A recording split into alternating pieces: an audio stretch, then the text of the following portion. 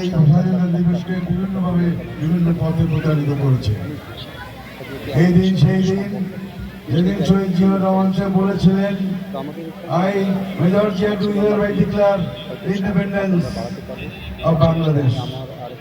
কিছুক্ষণ পরে ভেসে আসলো, I major Zia to hereby declare the independence of Bangladesh on behalf of Sheikh Mujibur Rahman.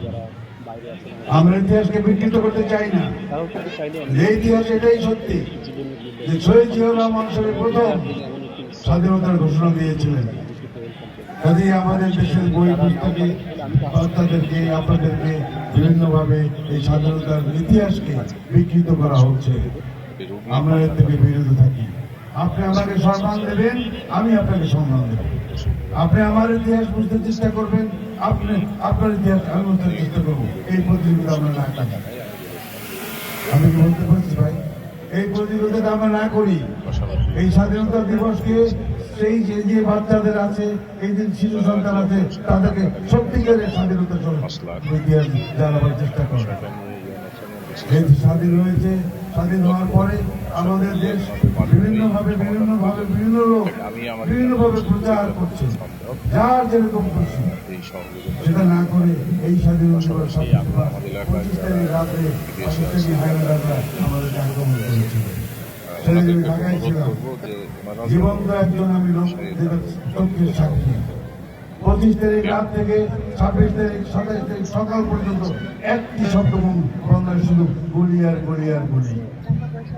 স্বাধীনতা দিবসের সেই দিন আমাদের মা বোনদেরকে নিয়ে যারা প্রতারণা করেছে, তাদেরকে বিদ্যাধারী করেছে, তারা আজকে সমাজে প্রতিষ্ঠিত হতে চাইছে, তারা চাচ্ছে আজকে আমাদের শাসন করতে, তাও আপনারা দেখছেন।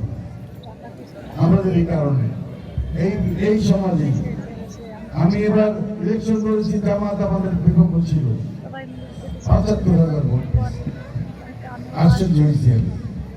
৭৫,০০০ ভোট কোথায় পেল? কোথা থেকে আসলে এই ভোট? কে দিল এই ভোট? তারা আমরা ইতিহাসকে ভুলে গিয়েছি। আসেন আমরা সবাই মিলে যারা আজকে উপস্থিত আছি, এই আমাদের মঞ্চে যারা উপস্থিত আছেন সবাইকে বলি, আসেন ভাই আমরা স্বাধীনতাকে আমরা বিকৃত না করি। স্বাধীনতার ঘোষক আমাদের যদি শহীদ জিয়াউর রহমান সাহেবকে না মানেন, তাহলে স্বাধীনতা শহীদ জিয়াউর রহমান যদি স্বাধীনতার ঘোষণা না দিতেন, 7 মাসের ভাষণ এক জিনিস আর ঘোষণা অন্য জিনিস। ওই দিন যদি শহীদ জিয়াউর রহমান সাহেব স্বাধীনতার ঘোষণা দিয়েছেন, উনি যদি স্বাধীন না হতো, তাহলে এই দেশে ফাঁসি হতো কার? শহীদ জিয়া। অন্য নেতাদের কিন্তু ফাঁসি হতো না। কাজেই তারা পালাই গেছে, বিগত দিনেও পালাইছে, এখনো পালায়। আমি আজকের এই আনন্দ মুহূর্তে আমি এই বক্তৃতা দিয়ে আপনাদের মনে কষ্ট দিতে চাই না। তবে আমাদের যারা মুক্তিযোদ্ধা ভাই আছেন তাদেরকে অনুরোধ করি, তাদেরকে আমি দেখেছি কিছু মুক্তিযোদ্ধা ভাই, তারা বিকৃত করতে উৎসাহিত হয়েছিলেন।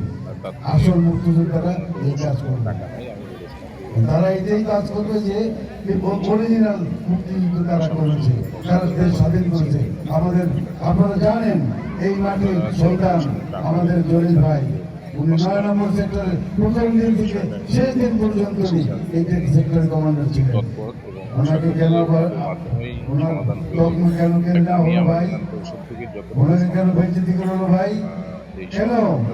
উনি বাধা দিয়েছিলেন তখন হিন্দুস্তানি সৈন্যরা আমাদের যন্ত্রপাতি সব নিয়ে যাচ্ছিল, উনি বাধা দিয়েছেন।